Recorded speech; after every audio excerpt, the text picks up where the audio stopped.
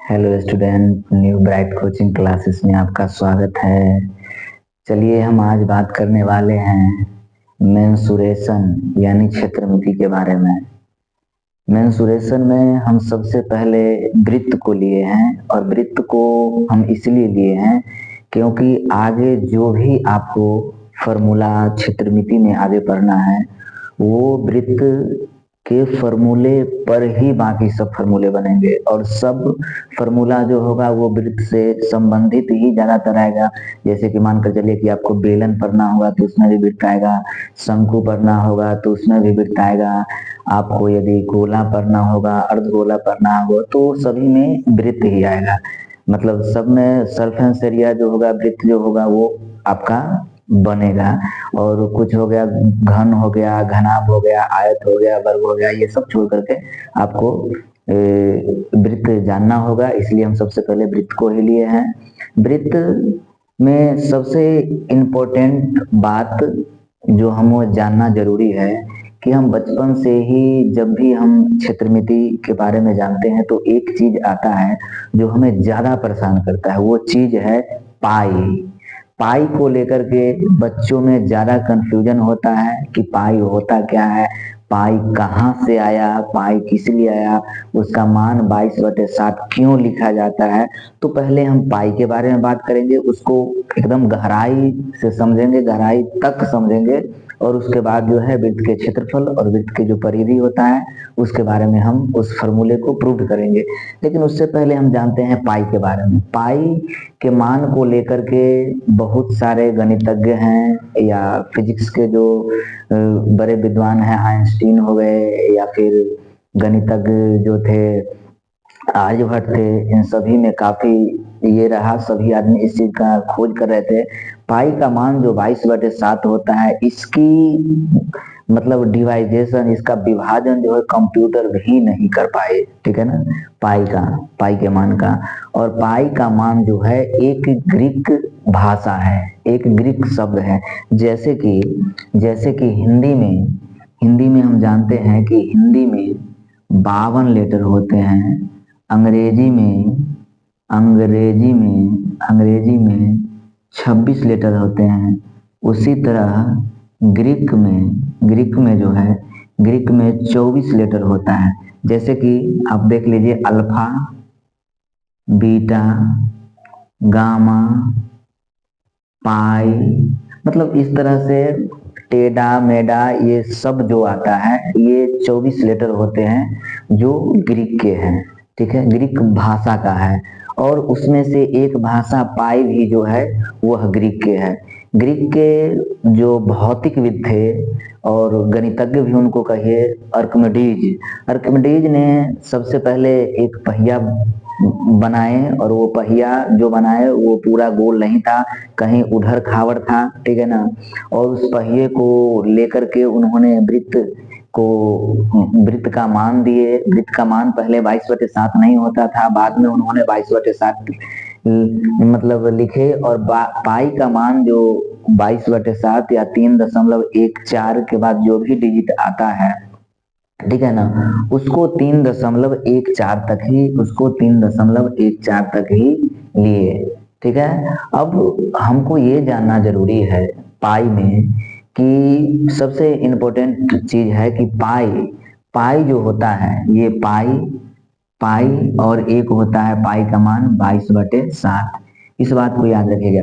पाई जो संख्या है वह एक अपरिमेय संख्या है। इस बात को हमेशा आप याद रखिएगा। पाई जो है एक अपरिमेय संख्या है। पाई जो है अपरिमेय है। पाई क्या है, सॉरी संख्या मत लिखिए, पाई जो क्या है, पाई अपरिमेय है, लेकिन 22/7 जो है वो परिमेय है। पाई 22/7 जो है क्या है, परिमेय है। ये क्या है, परिमेय है। ये परिमेय इसलिए है क्योंकि P आप जानते हैं कि P/2 0 होता है। ठीक है, तो इसलिए पाई जो है वह अपरिमेय है और 22/7 जो है वह परिमेय है। पाई अपरिमेय इसलिए है क्योंकि पाई का मान होता है 3.1428557, मतलब इस तरह से बहुत सारे अंक होते हैं। मैंने आपको पहले ही बताया है कि कंप्यूटर भी इसका गणना नहीं कर सकी, और ये डॉट डॉट करके अनंत तक जाती है, ठीक है। और जो संख्या कहीं कटे नहीं, लास्ट तक जाए, ठीक है ना। जैसे कि ये देख लीजिए कि 3 4 2 8 5 7, फिर आपके पास 1 2 2, मतलब पुनः से जो संख्या आना प्रारंभ कर देती है वो आपका क्या कहलाती है, अशांत कहलाती है। याद रखिएगा, ये क्या कहलाती है, अशांत कहलाती है, अशांत। और जो अशांत होता है वो क्या होता है, जो अशांत होता है वो अपरिमेय होता है, ठीक है। अब चलिए हम अब वृत्त की ओर बढ़ते हैं। वृत्त की ओर जाने से पहले हाँ, एक बात और आप जान लीजिएगा कि पाई दिवस भी मनाया जाता है। अल्बर्ट आइंस्टीन जो थे, अल्बर्ट आइंस्टीन का जन्म हुआ था, अल्बर्ट आइंस्टीन का जन्म हुआ था 3 मार्च 14 तारीख को। सन ईस्वी मुझे नहीं पता है, 3 मार्च को हुआ था, 14 तारीख को। इसलिए कुछ लोगों का मानना है, कुछ बुक में ऐसा है कि 3.14 लिखा जाता है, वो अल्बर्ट आइंस्टीन के जन्म दिवस पर लिखा जाता है। अल्बर्ट आइंस्टीन ने अपने जन्म दिवस पर 3.14 को ये किए थे, मान दिए थे, ठीक है। अब हम वृत्त की बात करते हैं। वृत्त में ये जो होता है बीच वाला जो होता है वो केंद्र कहलाता है, वो केंद्र कहलाता है, सेंटर होता है, उसको हम केंद्र कहते हैं। वो चीज जानने से पहले आप जान लीजिए कि वृत्त या एक सर्कल जो होता है उसके अंदर में 360 डिग्री का कोण बनाता है, 360 डिग्री का कोण बनता है। ये चीज हम इसलिए आपको बता रहे हैं क्योंकि आगे जब आपको त्रिज्यखंड पढ़ना होगा तो त्रिज्यखंड का क्षेत्रफल होता है थीटा बटे 360 पाई आर स्क्वायर, इसलिए आप जान लीजिए। अब ये 360 डिग्री कैसे होता है उसको जानिए। आप देखे होंगे कि आपके ज्योमेट्री बॉक्स में चांद होता है ऐसे ऐसे, और ये चांद जो होता है 180 डिग्री का होता है, और यही चांद को और हम ऊपर कर दें तो 180 प्लस 180 यानी कि आपको 360 डिग्री का कोण बनाती है। ये वृत्त के अंदर 360 डिग्री का कोण बनता है। अब चलिए हम इसकी परिधि और इसके क्षेत्रफल की बात करते हैं। ये वृत्त के जो बीच बिंदु होता है, जैसे वृत्त जब हम बनाएंगे, एक जब स्केल की सहायता से लेंगे तो हम उसको ऐसे करेंगे, ऐसे इसको घुमाएंगे, और ये जो दूरी होगी वो हमारा रेडियस होगा, ठीक है। ये जो दूरी होगी, इतना दूरी से जो हम इसको मूव करेंगे, ये हमारा रेडियस होगा, जिसको हम त्रिज्या कहते हैं। आर से हम सूचित करते हैं, उसको हम त्रिज्या कहते हैं। आर को हम त्रिज्या कहते हैं, यहाँ पर लिख लीजिए। आर को हम क्या कहते हैं, त्रिज्या कहते हैं। इसको हम क्या कहेंगे, त्रिज्या कहेंगे, ठीक। और एक केंद्र से होकर जो रेखा गुजरेगी उसे हम व्यास कहेंगे, उसे हम क्या कहेंगे, व्यास कहेंगे, जिसको हम डायमीटर कहते हैं, जिसको हम डी से सूचित करते हैं, वो क्या होगा, आपका व्यास होगा, ठीक है। तो एक छोर से दूसरे छोर तक केंद्र से होती हुई जो रेखा जाती है उसे हम व्यास कहते हैं, और आपने को इसमें 2 त्रिज्या यहाँ से यहाँ तक, और ये भी आपको त्रिज्या बनेगा।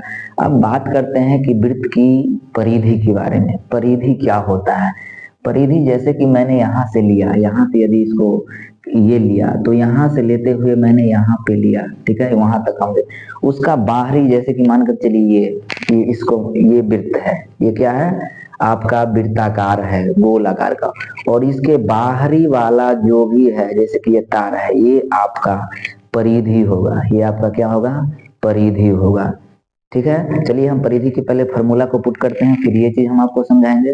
वृत्त की परिधि लिखा जाता है, वृत्त की परिधि होती है 2 पाई आर। वृत्त की परिधि क्या होती है, 2 पाई आर। ये 2 पाई आर कैसे आता है उसको देखिए। तो ऐसे आता है कि हम लिखेंगे परिधि बटे व्यास इंटू पाई। परिधि ये पूरे सर्कल जो होगा, ये पूरे परिधि, और बटे इसको इसको जो है बटे करेंगे क्या, व्यास। व्यास जो है इसका आधा कर रहा है, क्या, परिधि का आधा कर रहा है व्यास, इनटू क्या होगा, पाई। ठीक है। अब ये व्यास जो है वो व्यास क्या है, व्यास क्या है, याद रखिएगा कि व्यास जो होता है, व्यास जो होता है वो त्रिज्या के दुगना होता है, त्रिज्या के दुगना होता है, ये 2r होता है। ठीक है। व्यास जो होता है वो त्रिज्या का दुगना होता है, यहां से यहां तक त्रिज्या, यहां से यहां तक त्रिज्या, 2 त्रिज्या। तो हम इसको लिख सकते हैं कि परिधि बटे 2r, क्या लिख सकते हैं, परिधि बटे 2r इंटू क्या, इंटू पाई, इंटू क्या लिख सकते हैं, पाई, परिधि बटे व्यास इंटू पाई, या परिधि बटे 2 पाई इंटू आर। और जब हम इसको 1 देकर के जब क्रॉस मल्टीप्लीकेशन करेंगे तो हमारा आ जाएगा परिधि बराबर 2 पाई आर। तो क्या आ जाएगा, परिधि बराबर 2 पाई आर। यही होता है वृत्त का व्यास। एक छोटा सा हम क्वेश्चन लेते हैं, जो हम आपको जो ये बताए कि ये क्या होता है, तो हम एक छोटा सा क्वेश्चन लेते हैं। जैसे कि मानकर चलिए ये जो हमारे हाथ में है, ये हमारे हाथ में है, वो वृत्ताकार है और इसकी त्रिज्या 7 सेंटीमीटर है। ये जो हमारे हाथ में है, वो वृत्त है और इसकी त्रिज्या जो है, ये 7 सेंटीमीटर है। क्या है, ये 7 सेंटीमीटर का त्रिज्या है। ठीक है। तो वृत्त की परिधि 2 पाई आर होता है, तो 2 गुने पाई के मान देंगे हम 22/7 इंटू त्रिज्या आर देंगे 7, और 7 से 7 कट कर देंगे, 22 दूनी कितना आ जाएगा, 44 सेंटीमीटर। 44 सेंटीमीटर, इसको सेंटीमीटर लिख दीजिए, सेंटीमीटर लिख दीजिए। तो क्या आ जाएगा, 44 सेंटीमीटर। यानी कि ये जो हम बनाए थे, ये हमारा 44 सेंटीमीटर का था। ये हमारा क्या था, सर्कल 44 सेंटीमीटर का था, जिसको हम गोल करके क्या बनाए थे, वृत्त बनाए थे। ठीक है। तो आपको समझ में आ गया होगा कि ये जो गोल है, ठीक है ना, इसको हम, ये जो गोल है, जो एरिया जो है, जो गोल करता है, वो हमारा क्या होता है, परिधि होता है। ये हमारा परिधि होता है, ये हमारा परिधि होता है। ठीक है। तो इस तरह से हम वृत्त की फॉर्मूले को प्रूव करके उसका क्षेत्रफल निकालेंगे। और अब सवाल आती है वृत्त का क्षेत्रफल, वो भी देख लीजिए। वृत्त का क्षेत्रफल वृत्त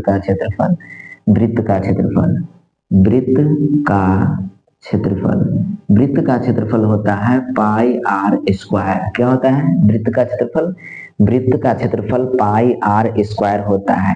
ये वृत्त का क्षेत्रफल पाई आर स्क्वायर क्यों होता है, या पाई आर स्क्वायर ही क्यों होता है वृत्त का क्षेत्रफल पाई आर स्क्वायर कैसे आता है, उसको जानिए।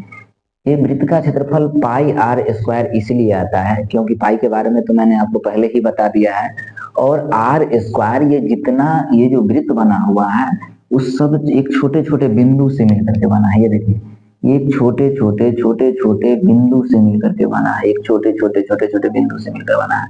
और ये सारा जो है इस तरह से ऐसे इसको सर्किल बनाता है, ऐसे बनाता है।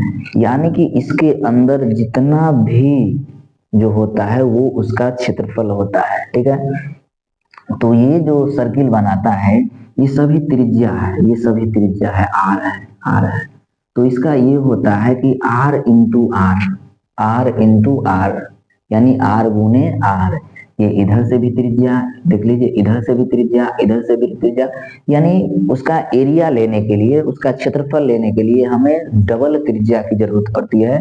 यानी कि हम ये लिख सकते हैं आर गुने आर। ठीक है। यानी आर स्क्वायर। ठीक है। तो इस तरह से हमारा वृत्त का क्षेत्रफल निकल करके आ जाता है पाई आर स्क्वायर। जैसे कि इसी को मान लीजिए, इसको जो हम लिए थे, इसका त्रिज्या सेम वही है 7 सेंटीमीटर, और इसका यदि हम क्षेत्रफल निकाले तो पाई का मान 22/7 इंटू आर कितना हो जाएगा, 7 गुने 7, ये 7 से 7 कट कर दिए, ये 7 सेंटीमीटर लिखिए। ठीक है। ये भी 7 सेंटीमीटर लिखिए, तब 22 गुने 7 यानी 22 सते 154 सेंटीमीटर स्क्वायर होगा। ठीक है। इस सेंटीमीटर क्या होगा, 154 सेंटीमीटर स्क्वायर होगा। यानी कि ये वृत्त जितने भी जगह को कवर करेगा, ये वृत्त जितने भी जगह को कवर करेगा, ये जितने भी जगह को कवर करेगा, ये जितने भी जगह को कवर करेगा, ये सभी इसका क्षेत्रफल कहलाएगा। ठीक है। और इसकी बाहरी किनारा वाला जो भी होगा, ये बाहरी किनारे वाला ये इसका क्या कहलाएगा? परिधि कहलाएगा। ठीक है। ये क्या कहलाएगा? इसका परिधि कहलाएगा। एक बात और याद रखिएगा, ये पाई, ये जितने भी अल्फा बीटा गामा हम पाई लिखे के हैं, ये सभी जो है अचर राशि हैं, और यही आपका शुरुआत है, यही आपका जीरो लेवल है। यही आप देख लीजिए, इसको नोट कर लीजिए, इसको एक बार समझ लीजिए अच्छी तरह से, क्योंकि हम आगे जो बेलन बताएंगे वो बेलन के ऊपर और नीचे दोनों बटन जो होगा वो वृत्त होगा। शंकु जो बताएंगे नीचे जो होगा वो भी वृत्ताकार होगा। वलय जो बनाएंगे वो भी वृत्ताकार होगा। गोला अर्धगोला बनेगा, वो सभी यही चीज होगा। और भी हम मेंसुरेशन के जो भी फार्मूला होगा उसके कॉन्सेप्ट को लेकर के आएंगे, उसके कॉन्सेप्ट को हम अच्छी तरह से समझाएंगे। और ये वृत्त से संबंधित कुछ ऐसे प्रश्न हैं जो काफी बच्चों को हार्ड लगता है, समझ में नहीं आता है, तो उसके लिए जो है हम आपको कल बताएंगे कि उस पर कौन कौन से मैथ होते हैं और आपके एग्जाम में कौन कौन मैथ आने वाले हैं। यदि हमारी वीडियो आपको अच्छा लगा हो तो लाइक कीजिए, सब्सक्राइब कीजिए, ताकि हम आप तक और भी क्षेत्रमिति का हो या किसी भी चैप्टर का मैथ का फॉर्मूला हो, उसका कॉन्सेप्ट हो, उसको हम प्रूव करेंगे और अच्छी तरह से समझाएंगे। धन्यवाद।